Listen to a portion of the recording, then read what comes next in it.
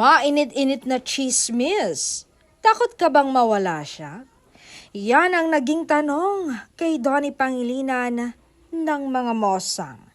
Nakikinig pa yan ang isa sa mga tito niya sa showbiz na wag na nating pangalanan. At kilig na kilig nga ang tito niya sa sagot niya. Sabi niya, takot talaga akong mawala siya sa akin. She's become such a big part of me that the thought of losing her feels like losing myself. Dagdag pa niya, not gonna lie, kinakabahan talaga ako. I'm scared of losing her more than I'd like to admit. Parang ang hirap isipin na isang araw baka wala na siya sa tabi ko.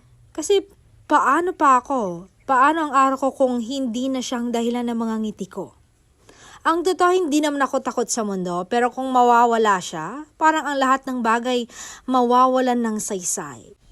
Kaya siguro ganito ako, sobrang ingat, sobrang takot, kasi minsan lang dumating ang isang taong tulad ni Belle at hindi ko yata kaya kung isang araw mawawala na lang siya.